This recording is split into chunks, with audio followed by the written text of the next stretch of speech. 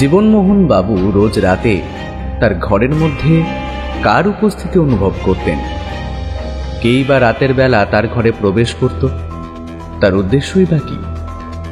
হঠাৎ করে কেনই বা খুন হতে হয় জীবনমোহন বাবুকে? নিখিলেশ কি পারবে এই সকল রহস্যের সমাধান করতে? এই সকল প্রশ্নের উত্তর পাবেন আজকের এই গল্পে। সকালটা আজ সুন্দরভাবেই শুরু হয়েছিল। সকালে খুব তাড়াতাড়ি ঘুমটা ভেঙে যাওয়ায় আমি নিজেই ব্যালকনির কাছে গিয়ে বেশ কিছুক্ষণ দাঁড়িয়েছিলাম। রোদের আলোটা যখন এসে ব্যালকনির উপরে প্রথম পড়ল, তখন দেখি নিখিলেশ উঠে পড়েছে। তা আমায় ব্যালকনিতে দাঁড়িয়ে থাকতে দেখে এসে বলল, কি ব্যাপার, আজ এত সকাল সকাল উঠে পড়লে যে? আমি নিখিলেশের কথায় সামান্য হেসে বললাম, আরে তেমন কিছু নয়, এমনি ঘুমটা রাতের দিকে এসেছিল, তারপর ভোরবেলা ভেঙে যেতে আর শুয়ে থাকলাম না, শরীরটা কেমন যেন ম্যাচ ম্যাচ করছিল। নিখিলেশ এসে ব্যালকনিতে আমার পাশে দাঁড়ালো, তারপর বলল, কাল রাতে একবার দাসবাবু টেলিফোন করেছিলেন। পুলিশের একটা কেস রয়েছে, তবে কেসের ব্যাপারে যতটা শুনলাম তাতে আমার মনে হয় হাতে কেসটা নেওয়ার কোনো ইচ্ছে নেই, কিন্তু পুলিশ কমিশনার যদি চাপ দেয় তাহলে বাধ্য হয়ে কেসটা নিতে হবে। তোমার নিজেরও তো এখন কোনো কেস নেই, তা নিয়ে নাও, তারপর না হয় দেখা যাবে। মন চাইছে না, বুঝলে তো, মন চাইছে না। কেমন যেন মনে হচ্ছে কোনো একটা কেস হাতে আসতে চলেছে, আর তাছাড়া এই কেসটায় তেমন কিছুই নেই। বাড়ির চাকর খুন করে জিনিসপত্র নিয়ে পালিয়েছে, এবার চাকরকে খুঁজে বার করতে হবে। আমি কি আর সাহায্য করতে পারি? সে কোথায় কোথায় যেতে পারে সেই সম্ভাব্য জায়গাগুলোর কথা পুলিশকে আগেই বলে দিয়েছি। তার বাইরে আমার আর কিছু করার নেই। আমি তো তার পিছনে ছুটতে যাব না, তাই না? আমারও কেমন জানি কাল থেকেই মনে হচ্ছিল কোনো একটা বিপদে আমরা আবার পড়তে চলেছি।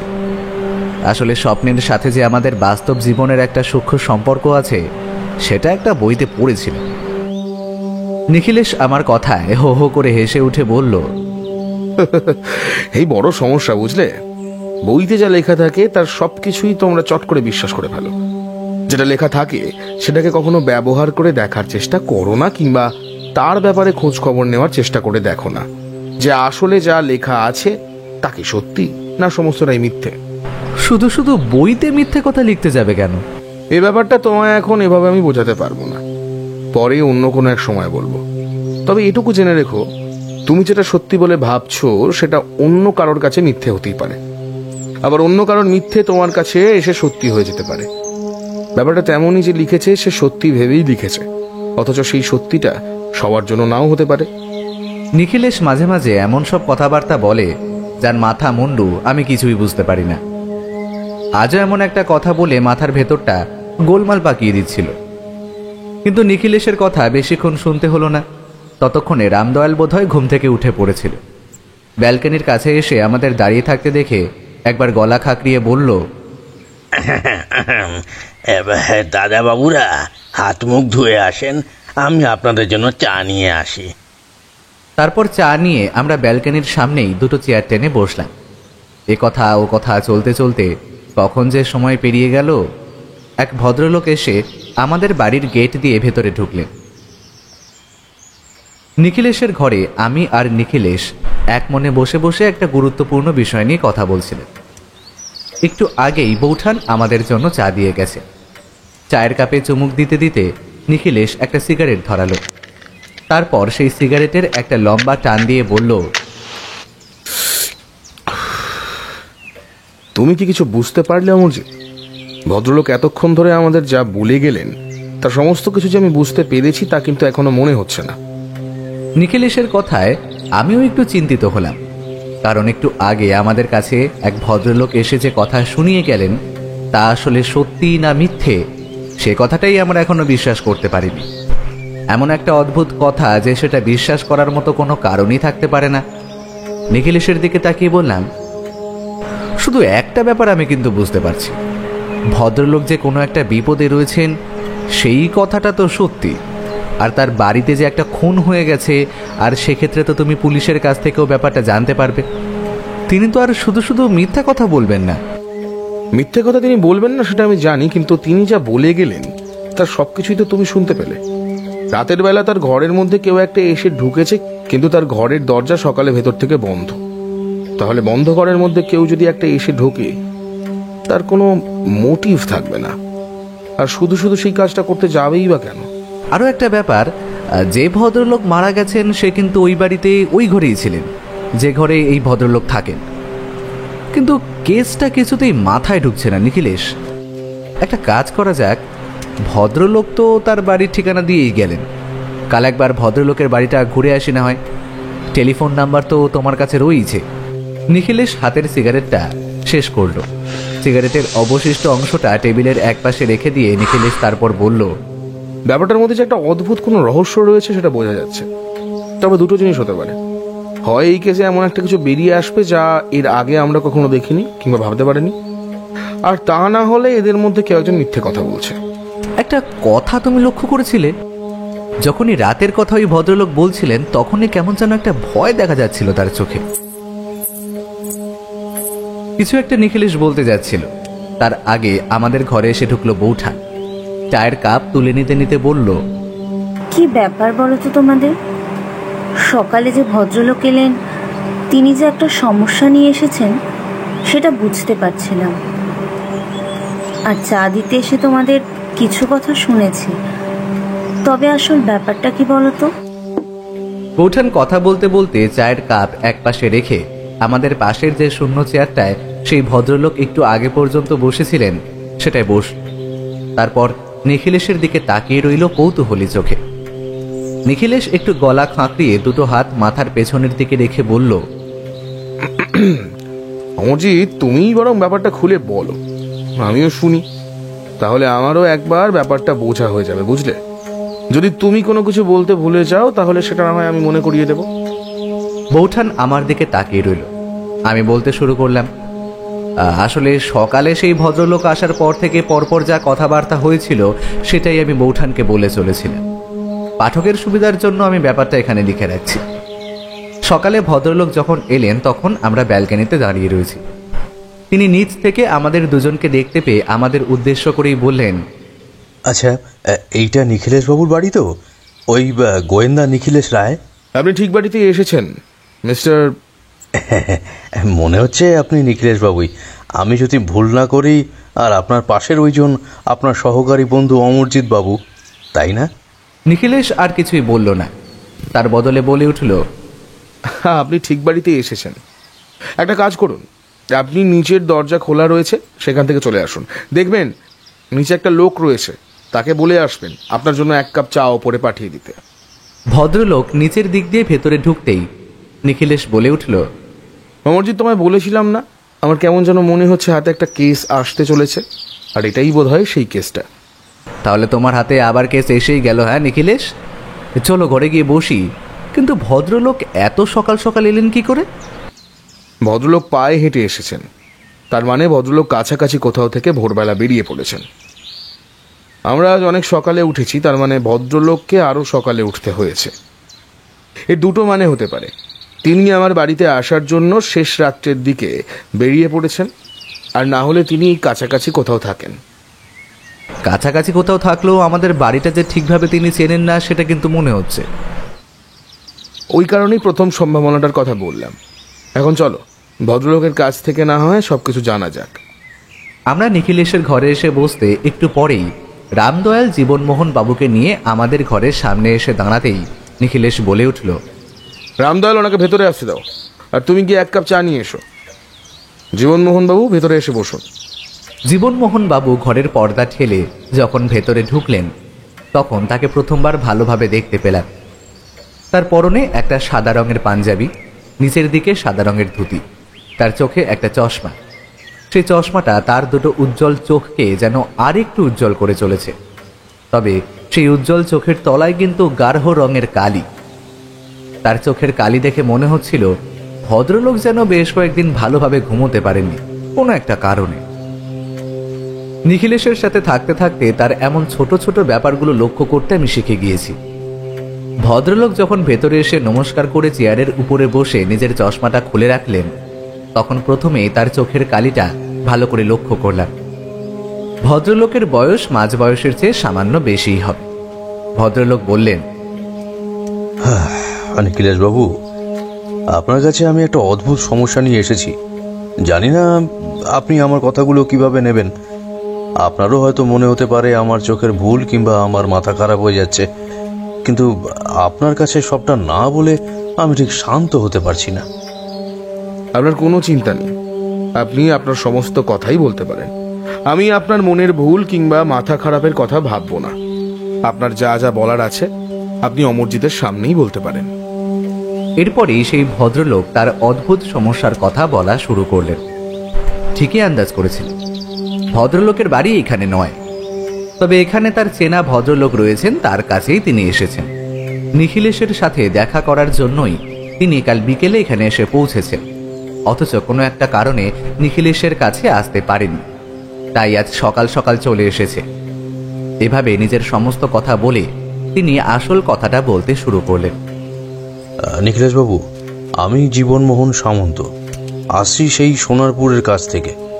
আমার এক চেনা মানুষের বাড়ি এখানেই কাছাকাছি রয়েছে। কাল রাতেই আমি তার বাড়িতে এসেছি, তবে ঠিক ঘোরার জন্য কিন্তু আমি এখানে আসিনি। আমি আসলে এসেছিলাম আপনার সাথেই দেখা করতে। তাহলে আজ এত সকালে এলেন কেন? দেরিতে আসলে তো সমস্যা ছিল না।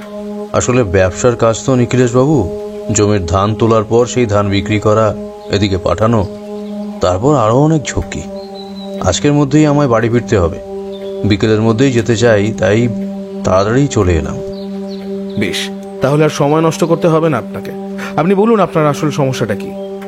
জীবনমোহন বাবু বেশ কিছুক্ষণ চুপ করে থেকে একদম ভয় পাওয়া চোখে বলে উঠলেন, আমার ঘরে রাতের বেলা কেউ একটা এসে ঢুকছে নিখিলেশবাবু। রাতের বেলা আমি ঘুমোলেই কেউ আমার ঘরে এসে ঢোকে।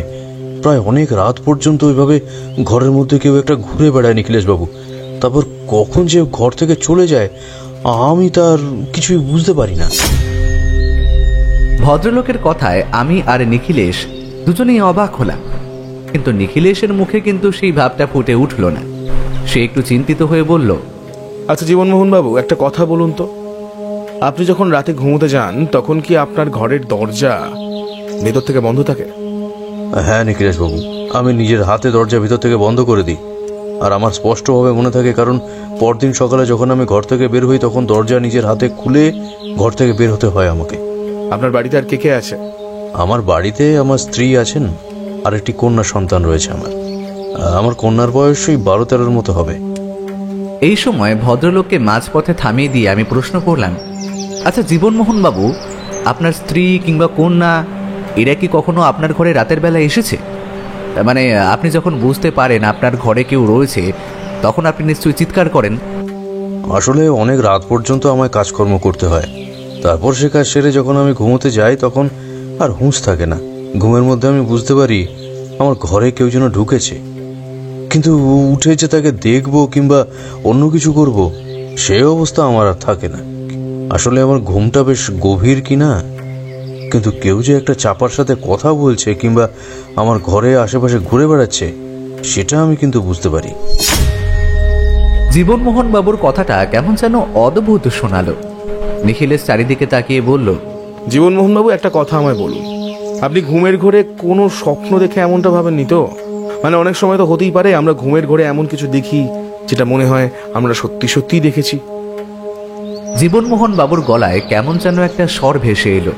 তিনি একটু উত্তেজিত হয়ে বললেন, না না নিখিলেশবাবু, আমি স্বপ্ন দেখিনি, আমি ভুল দেখিনি। যদি স্বপ্ন হয় তাহলে সেটা একদিন হতো, পরপর কয়েকদিন এমনটা হয় কি করে? আপনি জানেন আমি ভালোভাবে ঘুমোতে পারছি না। ঘুমের মধ্যে বারবার ভয় কেঁপে উঠছি। ভাবছি যে আমার ঘরে যে ঢুকেছে সে যদি আমায় খুন করে বসে তাহলে। কিন্তু আপনি তো নিজেই বলেছেন আপনি ঘরের মধ্যে কাউকে দেখতে পেয়েছেন, সে ব্যাপারে আপনি নিশ্চিত নন। আর ঘরের দরজা ভেতর থেকে বন্ধ থাকে যদি, তাহলে বাইরে থেকে কেউ ভেতরে আসবে কি করে? সে আমি জানি না, কিন্তু আমি স্পষ্ট দেখেছি। একদিন আমার দুটো চোখ ঘুমে জড়িয়ে এলেও আমি অনেক কষ্ট করে দুটো চোখ খুলেছিলাম। ঘরের মধ্যে অন্ধকার, কিন্তু কোথা থেকে যেন চাঁদের আলো আসছে বলে মনে হচ্ছিল। আর সেই চাঁদের আলোয় আমি দেখতে পেয়েছিলাম ঘরের মধ্যে কালো রঙের একটা ছায়া মতো দাঁড়িয়ে রয়েছে। তারপর আমার আর কিছু মনে নেই। নিখিলেশ মুখের সামনে দুটো হাত জড়ো করে বেশ কিছুক্ষণ কি যেন ভাবল। তারপর কিছু একটা বলতে গিয়েও থেমে গিয়ে প্রসঙ্গ বদলে বলল, আচ্ছা জীবনমোহন বাবু, আপনার কি মনে হয় আপনার কোনো শত্রু আছে? কেউ আপনাকে ভয় দেখিয়ে কোনো কিছু হাসিল করতে চাইছে, এমন কিছু কি হতে পারে? শত্রু যে একদম নেই সে কথা বলবো না নিখিলেশ বাবু। আসলে আমি যা ব্যবসা করি আমার ওখানে আরো কয়েকজন সেই ব্যবসায়ী করে। আমি চাষিদের ফসলের দাম একটু বেশিই দিই, আর সেই কারণে সবার সাথে আমার একটু লেগেই থাকে। তবে এসব তো সব ব্যবসাতেই থাকে, কিন্তু তার সাথে আমার ঘরের মধ্যে কারো ঢুকে আসার ব্যাপারটা তোর কোনো যোগসূত্র আমি দেখতে পাচ্ছি না। তাহলে এই গোটা ব্যাপারটায় আপনি কি অনুমান করতে পারছেন? নিখিলেশ বাবু, আমার বাবা বেশ কয়েক বছর আগে মারা গেছেন। আমার মনে হয় আমার বাবা তাহলে আমার কাছে মাঝে মাঝে ফিরে আসছে, কিছু বলতে চাইছে। নিখিলেশ এ কথায় একবার হেসে উঠতে গিয়েও চুপ করে গেল। তারপর একটু গলা খাঁকড়িয়ে নিয়ে কঠিন গলায় বলল, দেখুন জীবনমোহন বাবু, এই সমস্ত ব্যাপার কিন্তু আমি বিশ্বাস করি না। আপনার ঘরে রাতের বেলায় কেউ ঢুকে আসছে, সেটার দুটো কারণ হতে পারে। প্রথমত হতে পারে আপনি যা বুঝতে পারছেন তার সমস্যাটাই আপনার অনুমান। আপনি স্বপ্ন দেখছেন সে কথা আমি বলছি না, কিন্তু আপনার কাজের চাপ কিংবা বিভিন্ন ধরনের অন্যান্য কারণে আপনার মনের মধ্যে ব্যাপারটা তৈরি হয়ে থাকতে পারে, তাই রাতের বেলা আপনার মনে হচ্ছে। আরো একটা কারণ হতে পারে, আপনার ঘরে রাতের বেলা সত্যি কেউ ঢুকে পড়েছে, তবে আপনার দরজা যখন ভেতর থেকে বন্ধ আছে, তাহলে সে নিশ্চয়ই কোন পথে ঘরের ভেতরে এসেছে, আর তার পিছনে নিশ্চয়ই কোনো একটা কারণ আছে। সেই কারণটা আপনাকে খুঁজে বার করতে হবে। এখন আপনি আমায় বলুন, আপনার বাড়িতে কি দামি কিছু রয়েছে, মানে এমন কিছু যেটা খুব দামি যার জন্য বাড়িতে চোর আসতে পারে? নিখিলেশ বাবু, তেমন যদি কিছু থেকেও থাকে সে ব্যাপারে আমি কিছুই জানি না। আমার বাবাও আমার মতো এই ব্যবসাই করতেন। আমি বাবার ব্যবসা হাতে নিয়েছি, তবে বাবার একটা শখ ছিল। বাবা চাইতেন এখানে ওখানে ঘুরে বেড়াতে। বাবা মারা যাবার পর আমার চেনা কিছু আত্মীয়দের কাছ থেকে জানতে পেরেছিলাম বাবার কাছে একটা সোনার গণেশ ছিল। সেই সোনার গণেশ বাবা কোথায় রেখেছেন তা কিন্তু আমি জানি না। সেটা আমি বাবার কাছেও কোনোদিনও দেখিনি, এমনকি বাবা তার কথা আমার কখনো বলেনওনি। কিন্তু আমার সেই আত্মীয়রা সে কথা আমাকে অনেকবার বলেছিল। বাবার ঘর আমি খুঁজে দেখেছি, কিন্তু সেখানে কোথাও কিছু নেই। যদি তেমন কিছু থেকেও থাকে সে ব্যাপারে আমি কিছুই জানি না নিখিলেশ বাবু। এখন আপনি আমার কাছে ঠিক কিরকম সাহায্য চাইছেন বলুন তো? আমার ইচ্ছেটা একটু বেয়াড়া ধরনের নিখিলেশ বাবু। আমি জানি আপনি ব্যস্ত মানুষ, হুটহাট এখানে ওখানে বেরিয়ে পড়ার মতো সময় আপনার কাছে নেই, কিন্তু আমি চাই আপনি আমার সাথে একবার আমার বাড়িতে চলুন। সেখানে গিয়ে সমস্ত ব্যাপারটা দেখে এই সমস্যার কিছু একটা সমাধান আপনি হয়তো করতে পারবেন। না হলে রীতিমতো ভয়ে ভয়ে আমার দিন কাটাতে হচ্ছে। ঘুমিয়ে পড়লেই আমার বিছানার আশেপাশে কেউ যেন ঘুরে বেড়াচ্ছে। সে যদি কোনো এক সময় আমায় আক্রমণ করে বসে। বউ মেয়ে নিয়ে বাস করি নিখিলেশ বাবু, যদি আমার কিছু হয়ে যায় তাহলে ওরা তো পথে বসে যাবে। নিখিলেশ চুপ করে কি যেন ভাবতে লাগলো। আমি আর জীবনমোহন বাবু দুজনেই অধীর আগ্রহে যেন অপেক্ষা করতে লাগলাম। আমি মনে মনে ভেবে চলেছিলাম ব্যাপারটা আসলে কি হচ্ছে। আসলেই ব্যাপারটা বেশ রহস্যময়, এর অতি সাধারণ কোনো সমাধান হতেই পারে না। নিখিলেশ বলল, জীবনমোহন বাবু, আপনার সাথে আমি বেরিয়ে পড়তে পারি, তবে আজ আমার পক্ষে যাওয়া সম্ভব নয়। আপনার তো কাজ রয়েছে, আপনি আজই বাড়ি ফিরে যাবেন। আপনার বাড়ির ঠিকানা আমায় দিয়ে যান। আশা করছি সেখানে আপনার সাথে টেলিফোনে যোগাযোগ করার সুযোগ হবে না। আপনার ঠিকানা মতো আমি আপনার বাড়িতে পৌঁছে যাব। তবে এখানে আপনি যার বাড়িতে আছেন তার টেলিফোন নাম্বারটা আমায় দিয়ে যাবেন। জীবনমোহন বাবুর ফ্যাকাশে মুখে যেন সামান্য হাসি ফুটে উঠল। তিনি একটু উত্তেজিত হয়ে বললেন, হ্যাঁ সত্যি নিখিলেশ বাবু, আপনি আমার বাড়িতে যাবেন? তাহলে তো আমার কোনো চিন্তাই থাকে না। আপনি একবার গিয়ে পৌঁছলে আমি যে কতটা চিন্তামুক্ত হব তা আপনি বুঝতে পারছেন না নিখিলেশ বাবু। কিন্তু আমি কিন্তু আপনার অপেক্ষায় থাকবো নিখিলেশ বাবু, কেমন? বাড়ি ফিরে আপনাকে কয়েকটা কাজ করতে হবে। একবার আপনার বাবার ঘরে ভালো করে খুঁজে দেখবেন সেই সোনার গণেশ মূর্তিটা কোথায় পাওয়া যায় নাকি। তাছাড়া ব্যবসাপত্র যখন আপনার বাবা নিজেও করত, তার মানে নিশ্চয়ই তার কাছে খাতাপত্র কিছু রয়েছে। সেই সমস্ততে হিসেবপত্রের পাশাপাশি আর কিছু লেখা আছে। যদি লেখা থাকে সেগুলো একবার ভালো করে খুঁটিয়ে দেখবেন। আশা রাখি আপনার বাড়িতেই সেই সোনার মূর্তি কোথাও আছে, কিংবা তিনি সেটা কাউকে দিয়ে গিয়েছেন। আমার কেন জানি না মনে হচ্ছে সমস্ত কিছুর সাথে সোনার মূর্তিটার একটা সম্পর্ক রয়েছে। আর একটা কথা, যখন রাতের বেলা ঘুমোতে যাবেন তখন ঘরের দরজা যেমন বন্ধ করে ঘুমোচ্ছেন তেমনই ঘুমাবেন, তবে ঘরের জানলাগুলো খোলা রাখবেন। আর রাতের বেলা যদি কিছু বুঝতে পারেন সঙ্গে সঙ্গে চিৎকার করে আপনার স্ত্রীকে ডাকবেন। আমি জানি আপনি হয়তো ভাবছেন চিৎকার চেঁচামেচি করলে আপনার লজ্জার কারণ হতে পারে, সেই কারণে আপনি চিৎকার চেঁচামেচি করে কাউকে ডাকেননি। তবে ব্যাপারটা ঠিক নয়, কিন্তু আপনার বিপদ রয়েছে। জীবনমোহন বাবু নিখিলেশের কথায় কেমন যেন একটু থতমত খেলেন প্রথমে, তারপরে বললেন, না, আপনি আমার কথায় যে বিশ্বাস করেছেন সেটাই তো অনেক। সত্যি বলতে আমার স্ত্রী কিন্তু আমার কথা ভালোভাবে বিশ্বাস করেনি, অথচ আমি মিথ্যে কথা বলছি না। মিথ্যে কথা বলে আমার কি লাভ হবে বলুন তো? সমস্যাটা কোথায় বলুন তো জীবনমোহন বাবু? আপনার ঘরের দরজা ভিতর থেকে বন্ধ রয়েছে, সেটাই আসল সমস্যা। দরজা না খুলে কেউ ভিতরে আসছে, এটা সহজে মেনে নেওয়া যায় না, কিন্তু আমার মনে হচ্ছে ব্যাপারটা অন্য কিছু রয়েছে। জীবনমোহন বাবু কেমন যেন নিশ্চিন্ত হয়েছিলেন। তিনি উঠে দাঁড়িয়ে আমাদের নমস্কার করে দরজা পর্যন্ত এগিয়ে এলেন।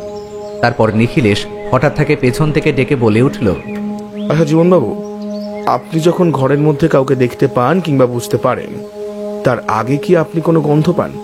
খুব সামান্য কিছুর একটা গন্ধ বা কোনো মিষ্টি গন্ধ?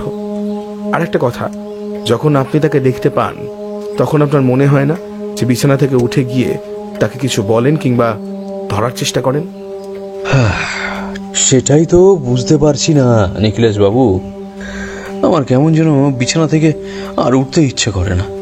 চোখ অতি কষ্টে খুলে রাখি, কিন্তু গভীর একটা ঘুম যেন আমায় চেপে ধরে।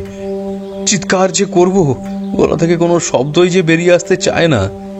আর গন্ধ মনে হয় একটা পাই, কিন্তু ভালোভাবে বুঝতে পারি না।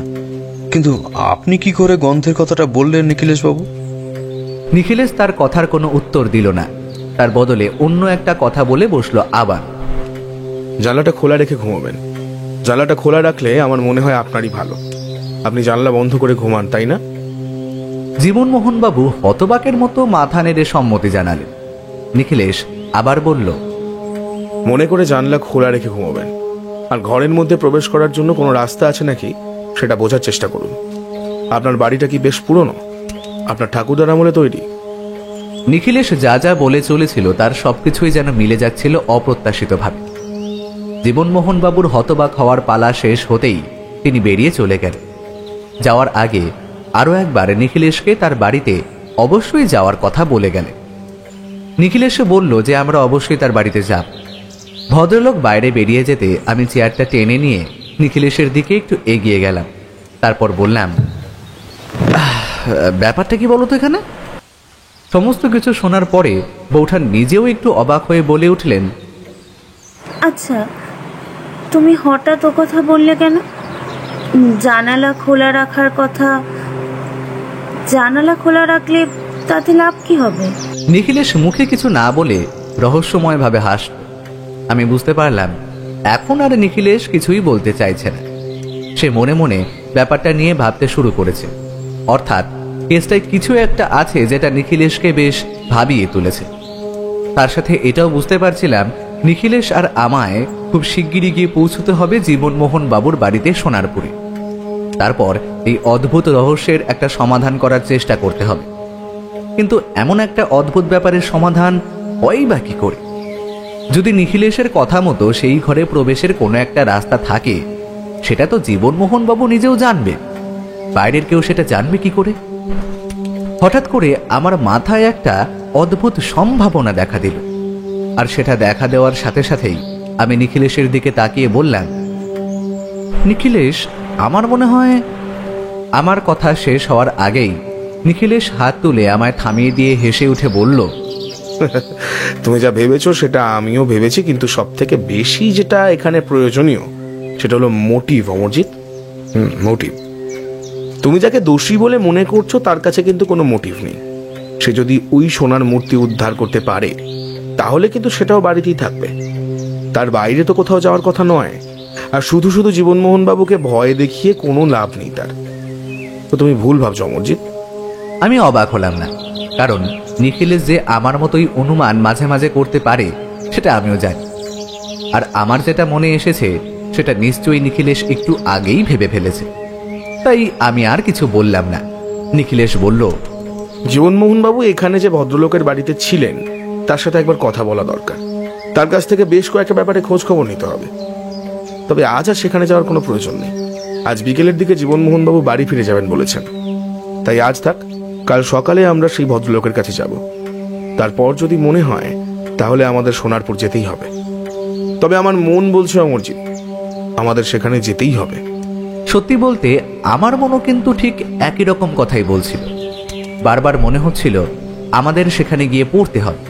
তবে আরও একটা ব্যাপার মনে হচ্ছিল, সেটা হলো এই কেসে যেন এখনো অনেক কিছু বাকি রয়ে গেছে।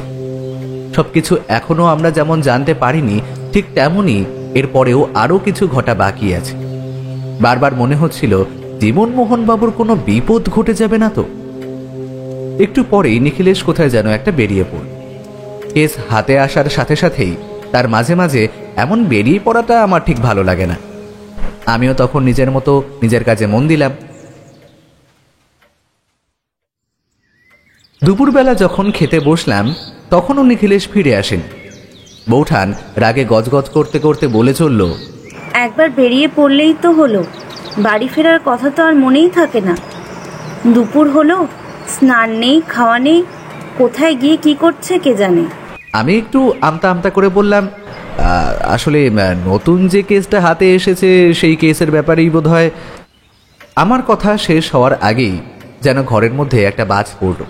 বৌঠান বলে উঠল, তাই তো, ওনার যখন ইচ্ছে হবে বেরিয়ে পড়বে, আর আমি রান্না করে এভাবেই বসে থাকি। স্নান খাওয়াটা সময় মতো করে নিলেই তো হয়। বাকি তো আর আমি কখনো কিছু বলি না। তুমি তো ওর ওপর নজর রাখতে পারো।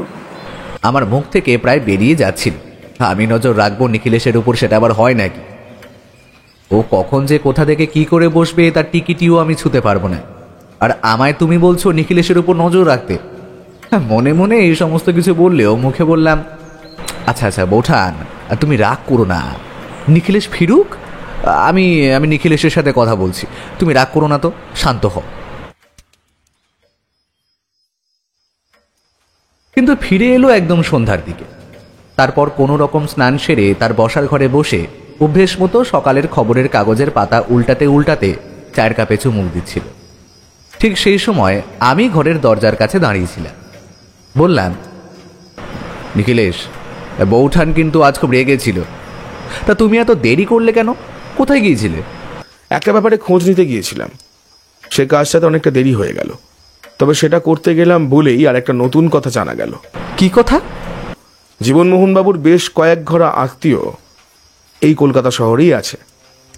তাছাড়া তার অনেক আত্মীয় রয়েছে একটু গ্রামের দিকে, তবে তাদের সবার সাথে জীবনমোহন বাবুর বেশ ভালো যোগাযোগ আছে। এমনকি তারা মাঝে মাঝে জীবনমোহন বাবুর বাড়িতেও আসেন। কিন্তু এই খবরটা আমাদের এই কেসে ঠিক কিভাবে সাহায্য করতে পারে সেটা তো আমি বুঝতে পারছি না। জীবনমোহন বাবুর বাড়িতে যে ওই সোনার গণেশ মূর্তিটা আছে সেটা কিন্তু অনেকেই জানেন, অথচ জীবনমোহন বাবু নিজে সে সম্পর্কে এতটা উদাসীন, সেটা কেন বুঝতে পারছি না। তার বাবা মারা গেছে প্রায় আজ থেকে বছর 7 হবে। এতদিন পর্যন্ত তিনি সোনার মূর্তিটা খোঁজার চেষ্টা করেননি কেন?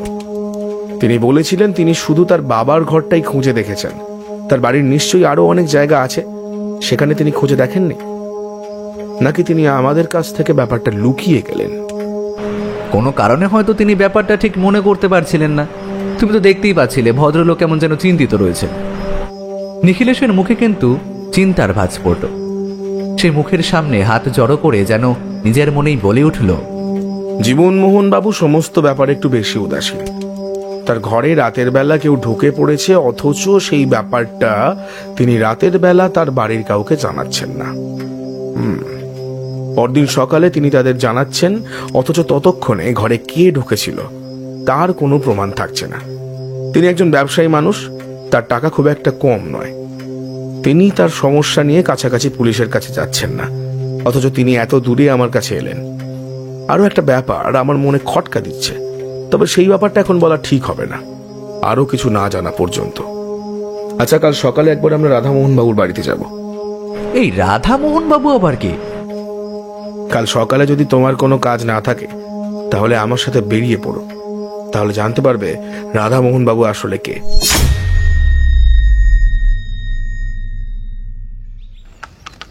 পরদিন সকালে সত্যি আমি আর নিখিলেশ বেরিয়ে পড়লাম রাধামোহন বাবুর বাড়ির উদ্দেশ্যে। তবে সেখানে পৌঁছানোর আগে পর্যন্ত নিখিলেশ কিন্তু একবারও মুখ খোলেনি। অথচ আমি রাস্তায় একবার তাকে জিজ্ঞাসা করেছিলাম, গোটা কেসটাই কিন্তু কেমন যেন এলোমেলো নিখিলেশ। এই জীবনমোহন বাবুর অনেক কিছুই রহস্যময় বলে মনে হচ্ছে, জানো তো। তার ঘরে কেউ ঢুকেছে, কেন আর কোথা থেকে সেটাও জানা নেই। তার স্ত্রী এই ব্যাপারটা সম্পর্কে একটু বেশিই উদাসীন। তিনি যা বলছেন সেটা যদি সত্যি হয় তাহলে তো ভয়ের কারণ রয়েছে, অথচ তার স্ত্রীর ব্যাপারটা তেমন আমল দিচ্ছে না কেন? আরও একটা ব্যাপার, কিন্তু সেটা এখন মনে পড়ছে না। খানিকক্ষণ আগে পর্যন্ত ব্যাপারটা নিয়ে আমি ভেবে চলেছিলাম, কি যেন ছিল।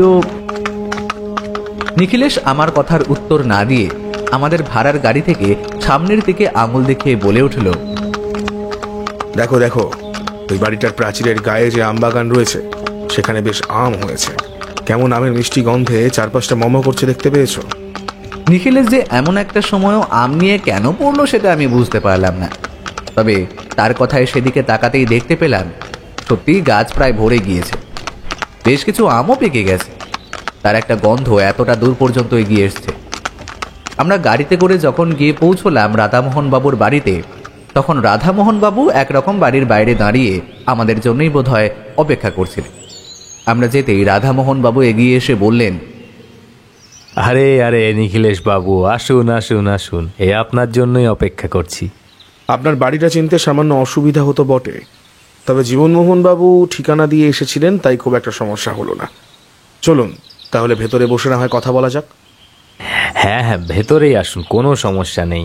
আমারই বলা উচিত ছিল প্রথমে, কিছু মনে করবেন না। হ্যাঁ বলেই রাধামোহন বাবু সামান্য হাসলেন। কিছু কিছু মানুষ আছে যাদের হাসিটা দেখতে বড্ড ভালো লাগে। রাধামোহন বাবু তেমনই একটা মানুষ, যেন মনে হয় এমন হাসি দেখলে সমস্ত চিন্তা ভাবনা সবকিছু মাথা থেকে সরে যায়। রাধামোহন বাবুর চেহারাটা সামান্য গোলগাল, তার মাথার লম্বা চুল প্রায় কাঁধ পর্যন্ত এসে পড়েছে, ফর্সা মুখ, সুন্দর মুখশ্রী, আর সেই মুখে একটা হাসি যেন সবসময় লেগেই আছে। তিনি হাত দেখিয়ে আমাদের গেট খুলে ভেতরে নিয়ে গেলেন। তারপর আমরা যখন তার সাথে এসে তার বাড়ির একটা ঘরে বসলাম, তখন রাধামোহন বাবু বলে উঠলেন, নিখিলেশ বাবু, আমি যে আপনার কত বড় ভক্ত আপনি তা জানেন না। আর এই অমরজিৎ বাবুর লেখা পড়েই তো প্রথমে আপনার কথা জানতে পেরেছিলাম। তারপর আপনি যখন এই কাছেই একটা হীরের চুরির তদন্ত করলেন না, মনে আছে? সেই সোনার দোকান থেকে হিরে চুরি গিয়েছিল, তারপর সেই... একটু বসুন আপনারা, আমি চাটা নিয়ে আসি। আসলে আপনাদের জন্য চা করেই রেখেছিলাম, সামান্য একটু গরম করতে হবে, কিছু মনে করবেন না, একা মানুষ আর কি। রাধামোহন বাবু পাশের ঘরে বোধহয় রান্নাঘরের দিকেই চলে গেলেন। আমি বললাম, এই ভদ্রলোক বড় অদ্ভুত, তাই না? তার মুখে কেমন একটা হাসি যেন সবসময় লেগেই আছে। শুধু রাধামোহন বাবু নয়, জীবনমোহন বাবু বড়ই অদ্ভুত। প্রথম দিন আমাদের বাড়ি এসেছিলেন, তাই আমরা ঠিকভাবে বুঝতে পারিনি। তার সম্পর্কে যা যা খোঁজখবর জোগাড় করা হয়েছে তাতে আমার তেমনটাই মনে হয়েছে। হয়তো খোঁজ নিলে দেখা যাবে জীবনমোহন বাবুর বাবাও একটু অন্য ধরনের মানুষ ছিলেন। আর যে রাধামোহন বাবুকে দেখছো, এই রাধামোহন বাবু আসলে জীবনমোহন বাবুর কাকার ছেলে। কিন্তু আমি ভাবছি অন্য কথা। নিখিলেশ কি একটা ভাবছে, সেটা কিন্তু আর খুলে বলল না। রাধামোহন বাবু একটু পরেই চা নিয়ে এসে আমাদের সামনে চা রাখলেন। তারপর নিজেও একটা চায়ের কাপ তুলে নিয়ে বললেন,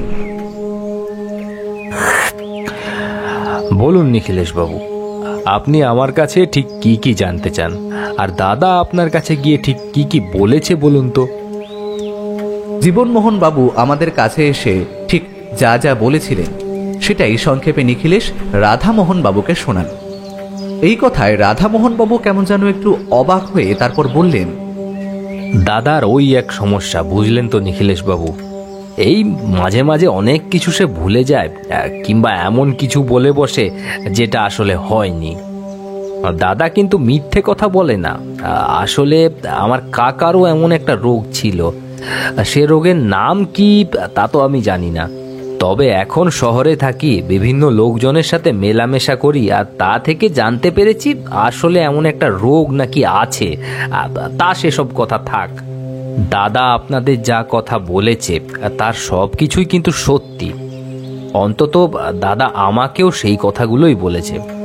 দাদার সাথে যে আমি তার বাড়িতে গিয়ে ব্যাপারটা দেখব তাহার উপায় নেই। আমি একটা কারখানায় ওই সুপারভাইজারের কাজ করি নিখিলেশ বাবু, ছুটি একদমই নেই।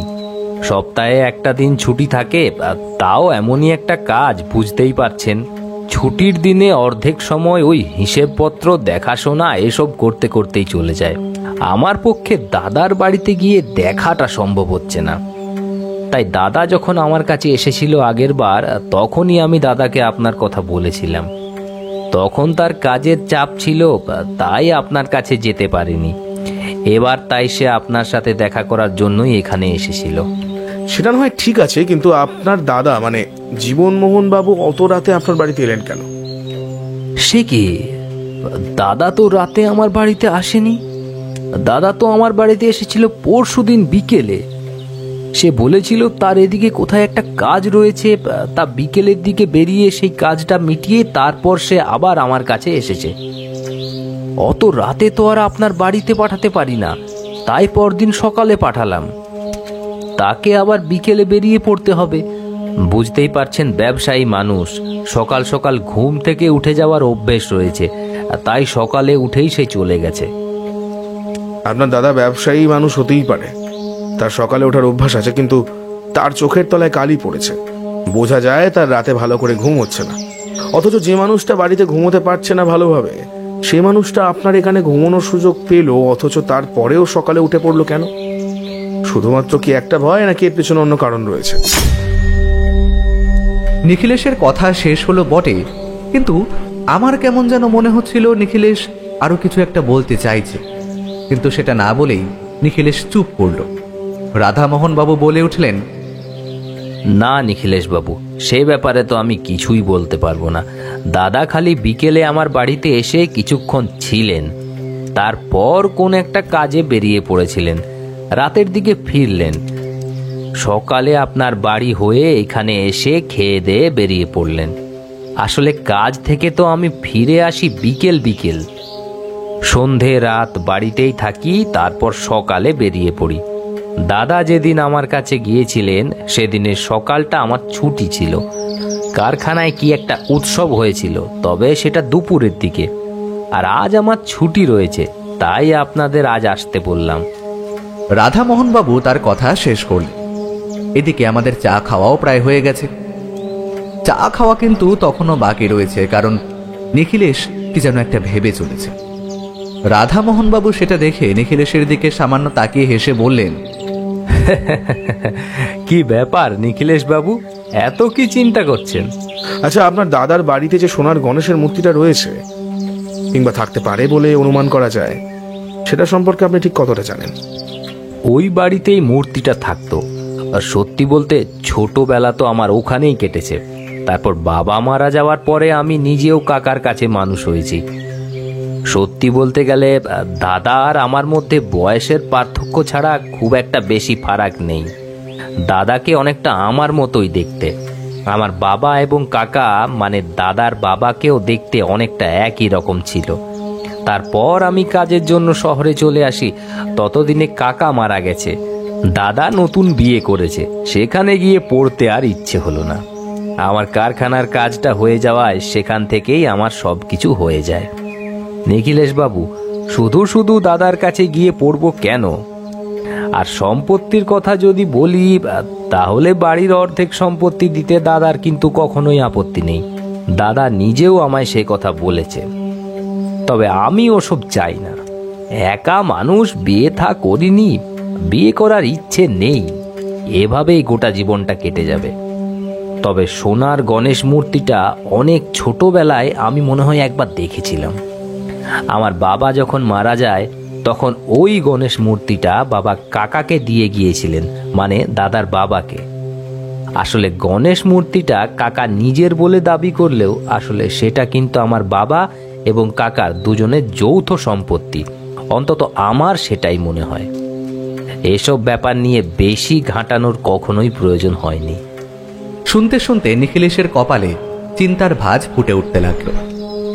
রাধামোহন বাবুর কথা শেষ হতে নিখিলেশ চায়ের কাপটা তুলে নিয়ে বাকি চাটা শেষ করে কাপটা নিচে রেখে বলে উঠল, এবার হবে রাধামোহন বাবু। আমার মনে হয় আপনাদের সেই সোনার মূর্তির পিছনে আরো কেউ পড়েছে। কেউ একজন ওই সোনার মূর্তিটার কথা জানতে পেরেছে, কিন্তু সেটা ঠিক কোথায় আছে সে ব্যাপারে বোধহয় এখনো কোনো কিছুই জানতে পারেনি। আর সে যাই হোক না কেন, ওই বাড়ির ব্যাপারে সে খুব ভালোভাবেই জানে। নিখিলেশের কথায় শুধু রাধামোহন বাবুই নয়, আমিও কেমন যেন অবাক হলাম। নিখিলেশ এত জোর দিয়ে এমন একটা কথা বলছে কি করে সেটাই বুঝতে পারছিলাম না। রাধামোহনবাবু অবাক হলেও তার মুখের হাসিটা কিন্তু আবার ফিরে এলো। সেভাবেই তিনি বললেন, দেখুন নিখিলেশ বাবু, সেটা যদি হয় তাহলে দাদার একটু সাবধান থাকা দরকার। কারণ সোনার মূর্তি যায় যাক, কিন্তু প্রাণটা গেলে তো সেটা আর ফিরে পাওয়া যাবে না। কিন্তু আমার মনে হয় না দাদা জানে মূর্তিটা কোথায় আছে। দাদা জানলে সে কথা নিশ্চয়ই আমায় বলতো, আর অন্য কেউই বা জানবে কি করে?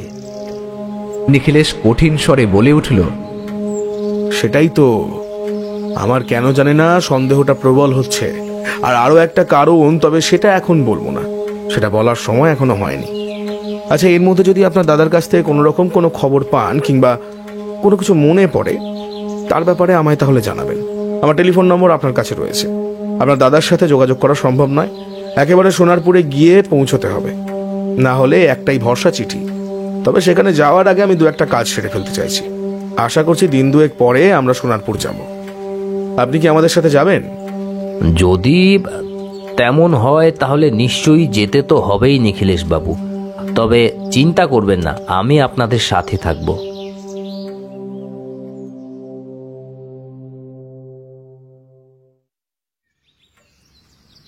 বাড়ি ফেরার পথে নিখিলেশ একটাও কথা বলল না। বাড়িতে ফিরে নিজের ঘরের চেয়ারে বসে বলল, অমরজিৎ, ব্যাগপত্র গুছিয়ে রাখো, আর যা কাজ রয়েছে কালকের মধ্যে সেরে ফেলো। আশা করছি পরশুদিনই আমাদের সোনারপুরের উদ্দেশ্যে বেরিয়ে পড়তে হবে। তবে একটা চিন্তা, এই দুদিনের মধ্যে জীবনমোহন বাবুর কোনো বিপদ না ঘটে যায়, তাহলে কেসটা সম্পূর্ণ হাতছাড়া হয়ে যাবে। কেসের ব্যাপারে আর কিছুই খুঁজে পাওয়া যাবে না। আচ্ছা, তুমি যে রাধামোহন বাবুর বাড়িতে বললে তোমার মনে হচ্ছে অন্য কেউ ওই সোনার মূর্তির ব্যাপারে জানে, সে ব্যাপারে তুমি এতটা নিশ্চিত হলে কি করে? নিখিলেশ কিছু একটা বলতে যাবে, তার আগেই হঠাৎ করে টেলিফোনটা বেজে উঠল। নিখিলেশ উঠে গিয়ে টেলিফোনে কথা বলতে লাগলো। আমি বুঝতে পারছিলাম অপর প্রান্ত থেকে কেউ এমন একটা খবর দিয়েছে যেটা শুনে নিখিলেশ উত্তেজিত হয়ে পড়েছে। তাই আমি চেয়ারে সোজা হয়ে বসলাম। নিখিলেশ রিসিভার নামিয়ে রেখে সামনের চেয়ারে এসে বসে শূন্য দৃষ্টিতে আমার দিকে তাকিয়ে বলল, অমরজিৎ, আর অপেক্ষা করা যাবে না, আজই আমাদের সোনারপুরের উদ্দেশ্যে বেরিয়ে যেতে হবে। আমি অবাক হয়ে বললাম, কিন্তু কেন, আবার কি হলো? নিখিলেশ তার চেয়ারে হেলান দিয়ে মাথাটা পেছনের দিকে ঝুঁকিয়ে শান্ত গলায় বলল, জীবনমোহনবাবু কাল রাতে খুন হয়েছে, আর তার ঘরের আলমারিটা ভাঙা রয়েছে। এতটা পর্যন্তই নিখিলেশ বলেছিল, তারপর আর কিছু বলেনি। বাকিটা পরে জানতে পেরেছিলাম। তবে তখনই আমরা উঠে পড়েছিলাম সোনারপুর যাওয়ার জন্য তৈরি হতে। কিন্তু এরপরও যে আরও কি কি অপেক্ষা করছিল আমাদের জন্য, তখনও আমরা সেটা জানতাম না। রাধামোহন বাবুর সাথে টেলিফোনে কথা হয়ে গিয়েছিল। তিনি কারখানায় কথা বলে কয়েকদিনের জন্য ছুটি চেয়ে নিয়েছিলেন। তারপর আমরা তিনজন সেদিন বিকেলে গিয়ে পৌঁছলাম শিয়ালদা স্টেশন, আর সেখান থেকে যাত্রা সোনারপুরে।